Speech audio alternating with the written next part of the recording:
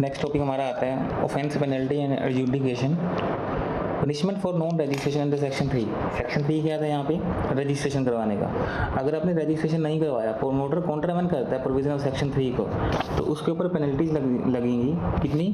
10% of estimated cost of real estate. अब जिस project को उसको रजिस्ट्रेशन करवाना था उसने रजिस्ट्रेशन नहीं करवाया, तो 10% उसके कॉस्ट का उसके ऊपर पेनल्टी लगा दी जाएगी।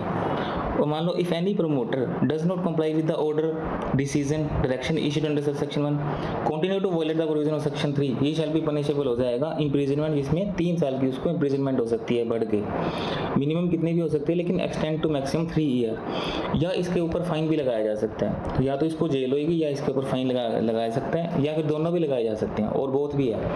बट यहाँ पे हाईलाइट करके रखना और को, एंड नहीं है यहाँ पे।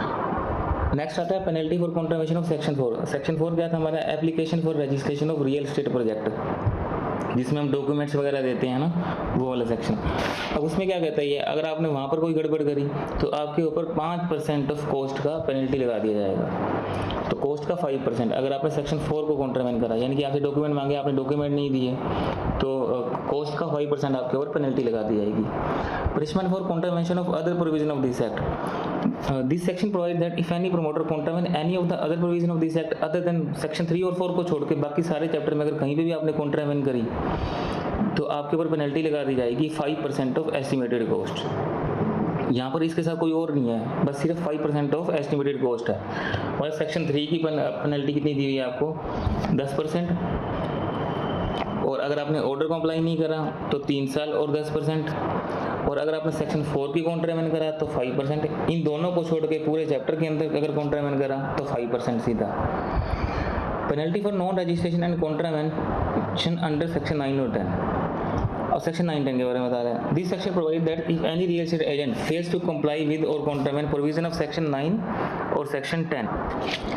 ये रियल एस्टेट एजेंट का सेक्शन है, registration of real estate agent section 9 और function of real estate agent section 10। This section provide that if any real estate agent fail हो जाता है कंप्लाई करने में कॉन्ट्रावेंट द प्रोविजन ऑफ सेक्शन 9-10, तो liable होगा 10,000 रुपीज़ फॉर एवरी डे। यानी कि एजेंट के ऊपर तो इन्होंने 10,000 रुपये पर डे की पेनल्टी ठोक दी, विच में क्यूमुलेटिवली इकट्ठी होती जाएगी, extend up to 5% of cost of plot. यानी कि अगर आप उसके ऊपर क्या करो, 10,000 रुपये लगाना शुरू कर दो हर दिन का, लेकिन ये ना ज़्यादा से ज़्यादा कितनी हो सकती है? 5% ऑफ कॉस्ट ऑफ प्लॉट।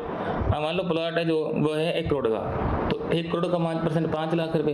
अब 10,000 बढ़ाते बढ़ाते इतने ना कर देना कि वो 5 लाख से भी ज़्यादा हो जाए, ठीक है, विच में भी क्यूमुलेटिव एक्सटेंड अप टू 5%। तो यहाँ से क्वेश्चन बन सकता है अपना पेनल्टीज का। अब आता है failure for failures, penalty for failures to comply with order of authority by promoter.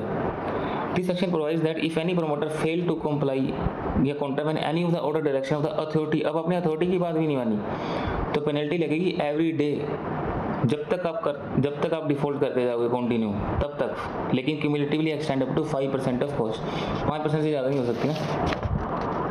Penalty for failure to comply with order of appellate tribunal, अब आपने एपेलेट ट्रिब्यूनल की बात नहीं मानी तो पनिशेबल हो जाओगे, टर्म्स में extend up to 3 years imprisonment है। यहाँ पर एपेलेट ट्रिब्यूनल की बात नहीं मानी आपने, 3 साल की जेल, फाइन। अब यहाँ पे फाइन जो क्यूमुलेटिव है वो 10% है कॉस्ट का। देखो अपने को याद नहीं करना, ओपन बुक पेपर है, लेकिन फिर भी एक बार रीड किया ना अपने को पता होंगे कि हाँ ये ऐसी पेनल्टी भी थी वहाँ पे। ओपन बुक पेपर है, इसका मतलब ये नहीं है कि हम कोई पेज छोड़ ही दें, पढ़े ही ना। हमारे को कम से कम ये तो पता होना चाहिए ना, एटलीस्ट ये टॉपिक उसके अंदर है भी सही या नहीं सही। Penalty for failure to comply with order of authority by real estate agent. अब रियल एस्टेट एजेंट ने ऑर्डर नहीं कंप्लाई करा, तब क्या है देखते हैं। He shall be liable to penalty every day during which such default continue, which may cumulatively extend up to 5% of cost. Penalty for failure to comply with order of appellate tribunal by real estate agent. appellate tribunal की बात नहीं मानोगे तो वहाँ पर आ जाता है 10%। ये देखो cumulatively extend up to 10%. Penalty for failure to comply with order of authority by allotee. This section provides that if any allotee who fail to comply contravene any of the order, तो penalty लग जाएगी उसके ऊपर, default cumulatively extend up to 5%। यहाँ पर भी 5% है। तो अब क्या करना है, चार्ट बनाना, 5% वाले लग कर देना सारे और 10% वाले लग कर देना। अब फिर से अपीलेट ट्रिब्यूनल आ गया, इसमें 10% आ जाएगा। ये देखो extend up to 10%। Offence by company, अब कंपनी ने गड़बड़ करी है, where offence has been committed by company, every person who at the time offence was committed was in charge, जो वहाँ पे वाज इन चार्ज होगा, इंचार्ज होगा, उनको ही पकड़ लेंगे, रिस्पॉन्सिबल हो जाएगा कंपनी को। Company shall be deemed to be the guilty offence shall be liable to proceed against punished accordingly.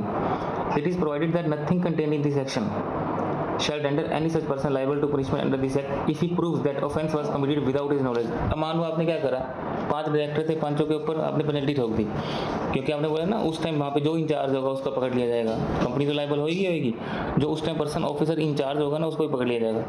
अब 5 में से एक ऑफिसर कहता है कि सर इन्होंने ना मेरे से बिना पूछे काम करा है, मैं तो यहाँ पे था ही नहीं, मैं तो बाहर मीटिंग के लिए गया हुआ था, इन्होंने पीछे से अपनी एक चाल चली और ये वाला काम कर दिया, इन्होंने कॉन्ट्राबैंड करा है, मैं तो बिल्कुल इन्वॉल्व नहीं हूँ, मैं प्रूव कर दूँ, अगर एक दिन प्रूव कर दे ये बात तो उसको वहाँ से हटा दिया जाएगा, उसके ऊपर पेनल्टी नहीं लगेगी। If he proves that offence was committed without his knowledge, ये जो ऑफेंस हुआ है मेरी तो नॉलेज में नहीं है, तो वो बच जाएगा, ठीक है। Not be standing anything contained in subsection 1, where offense under this act has been committed by a company, it is proved that offense has been committed with the consent या attributable neglect on the part of any director, manager, secretary shall also be deemed to be guilty of the offense shall be liable to proceed against punished accordingly। अब ये कहता है मान लो आपको बाद में ये पता चला ना ये बंदा भी इसके अंदर इन्वॉल्व है, एट्रीब्यूटेबल है, नेग्लिजेंस, इसको भी आपका डाइवर्ट कर सकते हैं, उस बंदे को भी पकड़ लेंगे। तो अगर ऐसा प्रूव हो जाता है कि offence has been committed with the consent या कन्वीनियंस या एट्रीब्यूटेबल या फिर किसी और को एट्रीब्यूटेबल हो सकता है, ये कोई भी डायरेक्टर और है जो इसके अंदर इन्वॉल्व है, कोई मैनेजर है, सेक्रेटरी है, कंपनी सेक्रेटरी इसके अंदर इन्वॉल्व है, चार्टर्ड अकाउंटेंट इन्वॉल्व है, उसको ही पकड़ लेंगे आप। अब आता है कंपाउंडिंग ऑफ ऑफेंस। अगर मान लो आपके ऊपर ये ऑफेंस हैं, जो रेरा एक्ट के अंदर जो ऑफेंस होते हैं वो कंपाउंड हो सकते हैं, ठीक है, पैसे देके। कंपाउंड का मतलब क्या होता है कि आप पैसे देके छुट जाओ, आपके ऊपर जेल ना हो, ऐसा हो सकता है। कंपाउंड करवा तो लेंगे लेकिन कंपाउंड इतने नहीं हो सकते, मतलब अब मान लो एक जना फंस गया, डायरेक्टर है, वो डायरेक्टर कहता है देखो जेल जूल मत करो मेरे को, तो आप पैसे बताओ, मैं पैसे दे दूंगा आपको, कितने लेंगे। अब मान लो कॉन्ट्राबैंड करा उसने 5 लाख का, जो उसके ऊपर फाइन लगा 5 लाख का, अथॉरिटी ने तो उसके ऊपर 5 लाख का फाइन लगा दिया, जेल लगा दी। वो कहता है ऐसे कि मेरे को आप कंपाउंडिंग करो ये ऑफेंस, मैं तो कंपाउंड करना चाहता हूँ, तो लेकिन कंपाउंड करके पैसा इतना मत मांग लेना जो फाइन से भी ज़्यादा हो। अब अगर आपने कंपाउंड कर भी दिया तो मैक्सिमम अमाउंट कितना यहाँ पे लगा सकते हो आप, 5 लाख का लगा सकते हो, तो आप 5 लाख लगा रहे हो, उसको कहते तो 5 लाख दे जाओ, चलेगा। तो the sum prescribed shall not in any case exceed the maximum amount of fine. ऐसा ना हो जाए कि कंपाउंडिंग ऑफेंस का जो अमाउंट है वो फाइन से भी ज़्यादा हो जाए, ऐसा नहीं हो सकता। Power to adjudicate. अब इसमें क्या होता है, एडजुडिकेटिंग ऑफिसर के बारे में ये सेक्शन है। ये सेक्शन क्या कहता है, अगर आपको सेक्शन 12, 14, 18, 19 में दिक्कत है तो आप मेरे पास बताना। एडजुडिकेटिंग ऑफिसर इस सेक्शन में ये बोल रहा है कि अगर आपको सेक्शन 12, 14, 18, 19 वीडियो पोस्ट करके देखो, सेक्शन 12 कौन सा है, 14 कौन सा है, 18 कौन सा है, 19 कौन सा है। तो अब सेक्शन 12 किस चीज़ का होता है, एडवर्टाइजमेंट के अंदर आपने कोई चेंजेस कर दिए, एडवर्टाइजमेंट से रिलेटेड कोई चेंजेस कर दिए। सेक्शन 14 होता है सैंक्शन प्लान में कोई चेंजेस कर दिया, आपने बाद में सैंक्शन प्लान पहले कुछ और बताया था, अब कुछ और कर दिया, या फिर आपने क्या कर दिया, अब प्रोजेक्ट कंप्लीट नहीं करा। सेक्शन 18 में क्या है, अगर आपने कोई प्रोजेक्ट कंप्लीट नहीं करा टाइम से, आप फेल हो गए, प्रमोटर अगर फेल हो जाए प्रोजेक्ट कंप्लीट करने में तो सेक्शन 18 एप्लीकेबल हो जाता है। सेक्शन 19 किसके ऊपर था, अलॉटी के ऊपर था, अलॉटी फेल हो जाता है अपनी रिस्पॉन्सिबिलिटी निभाने में। तो अगर इन 4 सेक्शन में अगर आपको दिक्कत है ना, तो एडजुडिकेटिंग ऑफिसर कहता है, क्या कहता है आगे, for the purpose of adjudging compensation under section 12, 14, 18, 19 authority appoint करेगा consultation with the appropriate government one और जुडिशियल ऑफिसर जो उसको ठीक लगेंगे, हु हैज़ बीन डिस्ट्रिक्ट जज to be adjudicating officer for holding an inquiry लेंगे प्रिस्क्राइब्ड मैनर के अंदर, अपॉर्चुनिटी बिंग एट दे के। It is provided that any person whose complaint in respect of any matter covered. अगर आपकी कोई complaint है सेक्शन 12, 14, 18, 19 की, वो पेंडिंग पड़ी है पहले कंज्यूमर डिस्प्यूट रिड्रेसल फॉर्म के अंदर या कंज्यूमर डिस्प्यूट रिड्रेसल कमीशन के अंदर, नेशनल कंज्यूमर रिड्रेसल कमीशन के अंदर, तो आप क्या करना, पहले वहाँ से हटा देना, विड्रॉ कर देना, withdraw the complaint pending before it and file an application, फिर यहाँ पे आप अप्लाई कर देना। The application for adjudicating compensation shall be dealt by the adjudicating officer as expeditiously as possible. Dispose of the same within a period of 60. कितने time के अंदर करोगे आप? 60 डेज के अंदर करोगे। यानी कि इसने ना एक पावर अपनी इनको दे दी ना, जुडिशियल ऑफिसर को। एक बस एक आप ये लगा लो कि एक टीम बना दी, वो ये काम संभालेगी। अब ये इनको काम डिस्पोजल कितने दिन के अंदर करना है? 60 दिन के अंदर करना है। अगर नहीं कर पाए तो आपको रीजन रिकॉर्ड करना है राइटिंग के अंदर। Record is reason in writing for not disposing of the application within that period. और इनके पास जो पावर रहेंगी power to summon, civil court वाले इनके पास जो पावर होती है, power to summon enforce the attendance of any account with the fact circumstances, वो इनके पास पावर रहेंगी पूरी। ठीक है, 60 डेज वाला एमसीक्यूज पूछ सकता है पेपर के अंदर।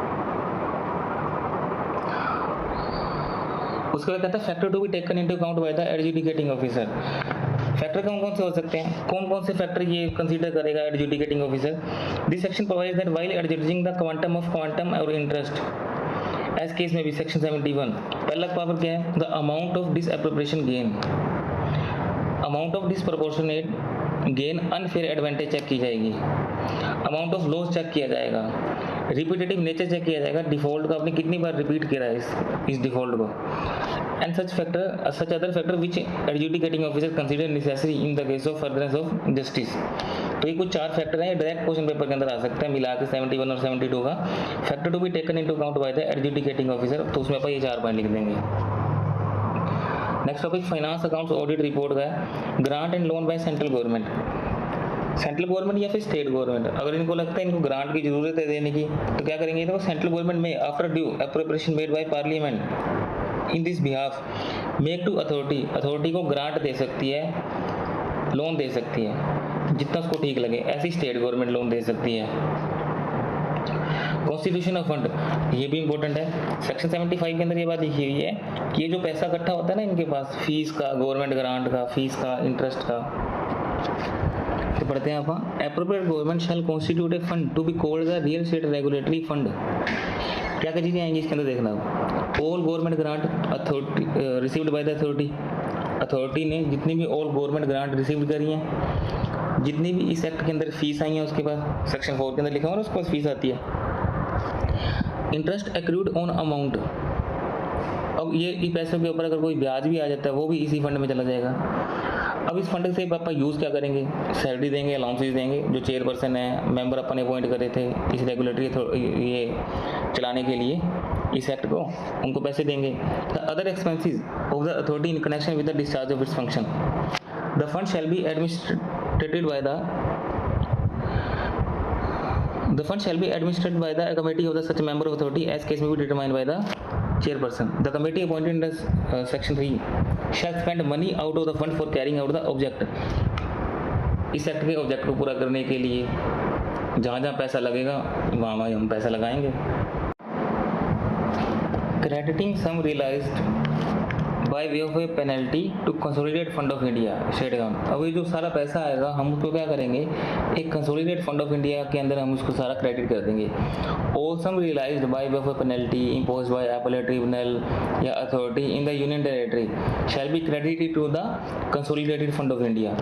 All sum realized by way of a penalty impose by appellate tribunal authority in the state, ऊपर यूनियन टेरिटरी था नीचे स्टेट है, सारा का सारा कहाँ डाल देंगे? Budget accounts and audit. Section 77 contain provision in respect of preparation of budget by the authority, accounts of authority, audit of such accounts.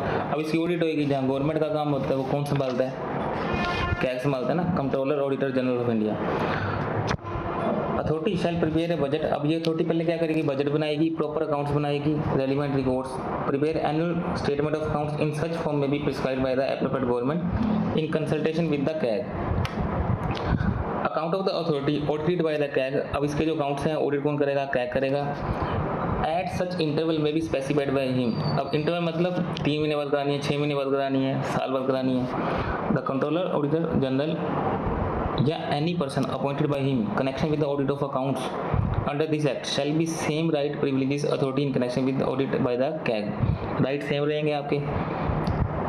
और in particular shall have right to demand production of books, accounts, connection voucher, connected voucher, other document, paper, inspection any of the office of the authority.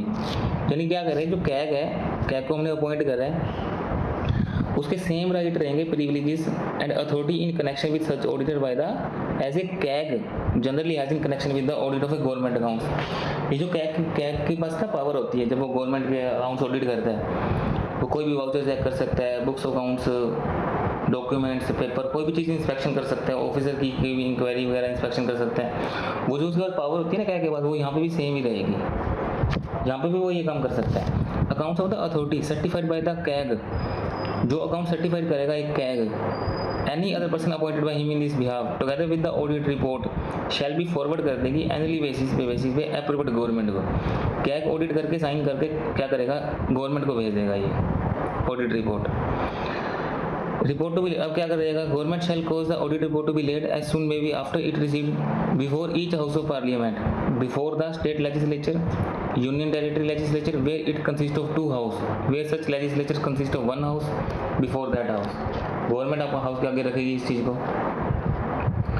Annual report authority shall prepare once in every year, हर साल authority हर साल prescribed form prescribed manner के अंदर annual statement बनाएगी, annual report. A description, जिसके अंदर description देगी all of the activity of the authority, हमने क्या काम करा, annual accounts of the previous year, और कौन कौन से हमारे हम आगे काम करने वाले हैं, program of the work for the coming years. A copy of the report received as soon may be after is received before each house of parliament, case may be before the state legislature, union legislature where it consist of 2 house, और where such legislature consist of 1 house before that house.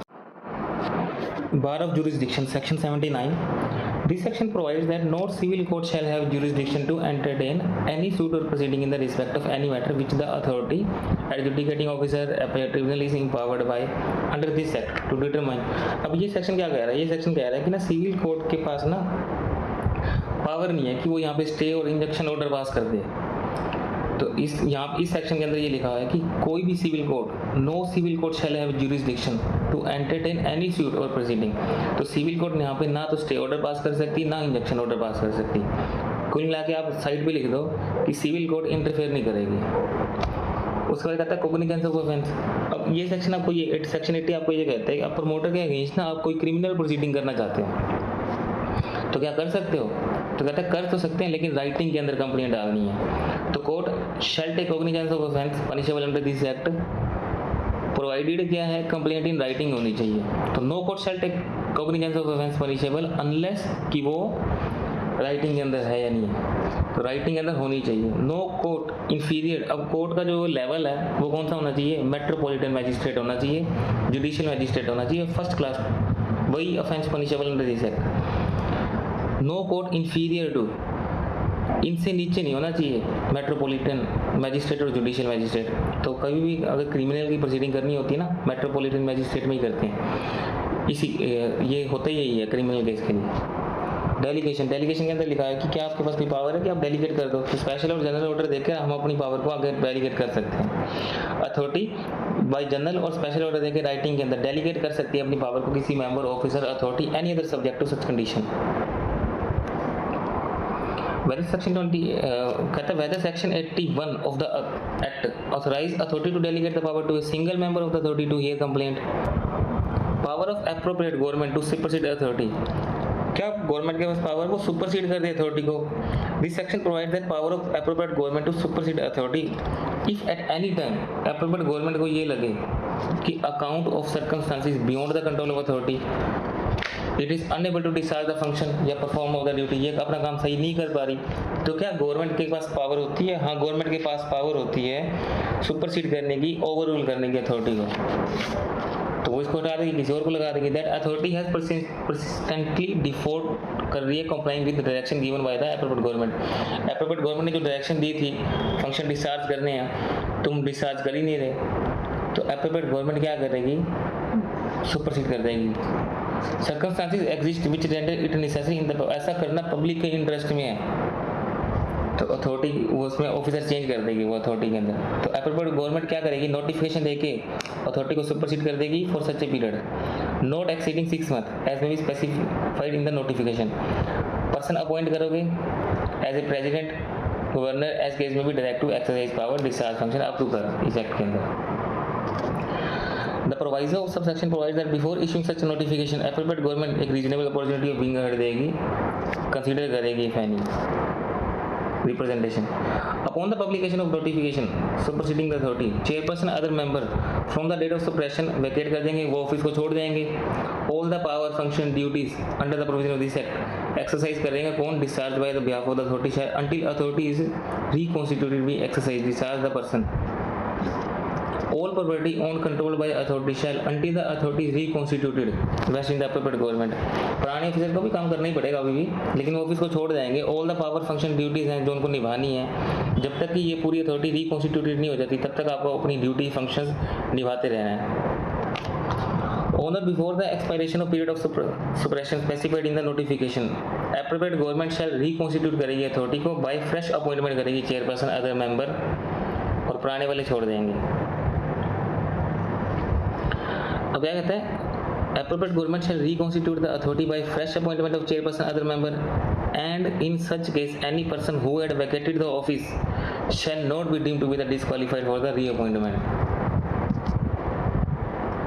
इनको disqualified नहीं माना जाएगा। अगर उसको लगे बीच में से ये बंदे को हमने घर को रीअपॉइंटमेंट करना है तो वो कर सकती है। 10 बंदों की टीम थी, 2 बंदे ठीक हैं, उसको वो रीअपॉइंट करना चाहती है तो रीअपॉइंट कर सकती है। इसका मतलब ये नहीं है कि पुराने वालों को हम डिस्क्वालीफाइड मान लेंगे। दोबारा पढ़ line, appropriate government shall reconstitute the authority by fresh appointment of its chairperson other member, and in such case में any person who had vacated the office, जो ऑफिस को छोड़ चुके, shall not be deemed to be disqualified for reappointment। Appropriate government shall cause a copy of the notification issued under subsection full report any action taken under these sections, circumstances leading to such action, each house of parliament। वही बात दोबारा से house of parliament वाली। Power of appropriate government to issue direction to authority, obtain report and return। Power of appropriate government to issue direction to authority and obtain report and return। क्या appropriate government के पास power है कि वो direction issue कर सकती है authority को? हाँ, कर सकती है। Without prejudice to the foregoing provision of this act, authority shall, in exercise of its power, perform in its function under this act, bound by such direction। Bound है, जो डायरेक्शन गवर्नमेंट ने दे दी वो उसकी माननी पड़ेगी। As appropriate government may give in writing to it form time to time writing के अंदर उसको डायरेक्शन देती रहेगी और आप बाउंड हो मानने के लिए। The proviso to this subsection state that authority shall, as far as practicable, be given an opportunity। पहले ना इनको क्या किया जाएगा, अथॉरिटी को एक ना वो दिया जाएगी, अपॉर्चुनिटी दी जाएगी कि तू अपने व्यूज एक्सप्रेस कर, फिर ही मैं अपनी डायरेक्शन दूंगा। हो सकता है मैं कुछ चेंज कर दूं अथॉरिटी से पूछ के, तो मैं कहूँगा एक बार तू अपने व्यूज है ना वो एक्सप्रेस कर, फिर मैं तुझे डायरेक्शन दूंगा। If any dispute arises between the appropriate government and authority, अब एप्रोप्रिएट गवर्नमेंट और अथॉरिटी के बीच में कोई डिस्प्यूट अराइजेज हो जाते हैं तो किसका फाइनल मान लिया जाएगा? बड़ा कौन है? एप्रोप्रिएट गवर्नमेंट है। तो एप्रोप्रिएट गवर्नमेंट का जो डिसीजन होगा वो फाइनल मान लिया जाएगा। Authority shall furnish to appropriate government such data and other information with respect to its activity as appropriate government may from time to time require। appropriate government में से जो डाटा मांगती रहेगी अथॉरिटी उसको प्रोवाइड करती रहेगी टाइम टू टाइम, जो भी ये फिक्स करेंगे। अब अगला बिल्कुल सिंपल रीडिंग है, अपने पेपर के अंदर कुछ भी पूछ ले। Power of appropriate government to make rule, क्या गवर्नमेंट के पास कोई पावर होती है इस एक्ट से रिलेटेड कोई रूल बनाने की? तो भाई कुछ भी, भाई कोई फॉर्म, टाइम क्या होएगा, इंफॉर्मेशन डॉक्यूमेंट्स, फीस कितनी रखनी है, डॉक्यूमेंट्स कौन से अटैच करने हैं, प्रिस्क्राइब्ड मैनर क्या रहेंगे, रजिस्ट्रेशन ग्रांट कैसे करना है, कितने टाइम के लिए वो वैलिड रहेगा, बुक्स अकाउंट्स किसको मेंटेन करने हैं, कितने टाइम के लिए करने हैं, फंक्शन डिस्चार्ज करने हैं रियल एस्टेट एजेंट को, रेट ऑफ इंटरेस्ट, उसके फॉर्म कौन सा फॉर्म भरना है, रेट ऑफ इंटरेस्ट क्या रहेगा, मैनर क्या रहेगा, चेयरपर्सन की अपॉइंटमेंट कैसे होगी, सैलरी कैसे देंगे, एडमिनिस्ट्रेटिव पावर क्या होगी, वेबसाइट के बारे में डाटा सारे के सारे जितनी बातें आप पढ़ते आ रहे हैं शुरू से लेके, सैलरी ट्रिब्यूनल, अपील ट्रिब्यूनल को कितने टाइम में, अपील किसको कितने टाइम में लगानी है, सारे के सारे ये जो काम है, इंक्वायरी वगैरह करनी हो, इनसे सबसे रिलेटेड कोई रूल्स बना सकती है, कोई रेगुलेशन भी बना सकते हैं। Authority shell within a period of 3 month of establishment by notification देके रेगुलेशन बना सकती है। लेइंग ऑफ रूल सेक्शन 86, बस इसमें सिर्फ ये लिखा हुआ है कि कोई भी रूल है वो सेंट्रल गवर्नमेंट बनाती है या फिर every regulation made by the authority under union territory of Delhi, union territory without legislature, तो उनको ना हाउस ऑफ पार्लियामेंट के पास पहले रखना पड़ता है। Central government issue shall be laid as soon as may be after it is made before each house of parliament, और और ये जो पीरियड है सेशन का वो टोटल 30 डेज का होता है, विच में भी कंप्राइजेज इन वन सेशन। और मगर मान लो 2 हाउसेज हो तो, या फिर कोई मॉडिफिकेशन करना हो तो, चलो अब पढ़ते हैं इसके बारे में। Every rule made by central government, every regulation made by authority under the Union Territory of Delhi, Union Territory without legislature, every notification issued by central government under this act shall be laid, may be after it is made, before each house of parliament। पहले आपको house of parliament के पास रखना है। और while it is in session for a total period of 30 days, which may be comprises in one session या 2 or more successive session, and if before the expiry of session immediately following the session successive session both house agree in making any modification in the rule। Modification करने के लिए दोनों house के अंदर agree होना जरूरी है। एज केस में बोथ हाउस एग्री करेंगे that the rules regulation notification shall not be made, तो फिर नहीं करेंगे। अब अगले कहता है एवरी रूल मेड बाय, अगर स्टेट गवर्नमेंट ने रूल्स बनाना है, यूनियन टेरिटरी ने बनाना है, केस में भी every regulation made by the authority under the state government, union territory government, every notification issued by the state government, इसको ले डाउन किया जाएगा कब, कहाँ पे, before state legislature, union territory legislature. As case में भी इट कंसिस्ट ऑफ 2 हाउसेज, और where such legislature consist of 1 houses, तो बिफोर दैट हाउस। कोई काम का टॉपिक नहीं है। मेंबर जो भी होंगे उनको पब्लिक सर्वेंट माना जाएगा, simple reading. Application of other law not barred और have to act to have overriding effect. ये कह रहा है ये जो एक्ट है, इस एक्ट के अंदर जो भी बातें लिखी हुई हैं वो दूसरे एक्ट्स को ओवरराइड करती हैं, एडिशन में है। इसमें जो पेनल्टीज लगेंगी वो तो लगेंगी, दूसरे वाली भी लगती रहेंगी, यानी कि दूसरे में एक्ट के अंदर जो पेनल्टीज लगती हैं वो तो लगेंगी, ये एक्ट उनके एडिशन में है। और ओवरराइडिंग इफेक्ट का मतलब क्या है कि इस एक्ट की हमेशा जीत होएगी, ओवरराइड करता है दूसरों के ऊपर। जो नीचे एक केस है इसमें भी यही बातें लिखी हुई हैं यहाँ पर। Section 28 stipulates that application of other law is not barred. Provision of legislation shall be in addition to, not in derogation। ये जो एक्ट है ये एडिशन में है। Section 89 provides for overriding effect to provision of the RERA when it stipulates that it shall have effect notwithstanding anything inconsistent contained in any other law time being imposed। इसकी जीत होएगी। Protection of action taken in good faith। This section provides that no suit, prosecution, any other legal proceeding shall lie against the appropriate government of the authority, any officer of the appropriate government या member officer which is in good faith done। अगर किसी ने कोई चीज़ good faith में करी है तो फिर हम उसके अगेंस्ट एक्शन नहीं लेंगे कोई भी, तो प्रोटेक्शन प्रोवाइड की हुई है। अगर आपने कोई काम गुड फेथ में करा है फिर आपके अगेंस्ट एक्शन नहीं लिया जाएगा। गवर्नमेंट के पास पावर है, अगर कोई डिफिकल्टीज वगैरह आती हैं तो डिफिकल्टी इनकन्सिस्टेंसी पूरी को दूर करने के लिए, रिमूव करने के लिए वो एक्शन ले सकती है, उसके पास ये पावर होती है। The provision of this section provides that no order shall be made under this section shall after the expiry of 2 years from the date of commencement of this act. Every order जो भी होगा उसको laid down किया जाएगा before each house of parliament. तो यहाँ पर अपना ये चैप्टर खत्म हो गया रेरा का।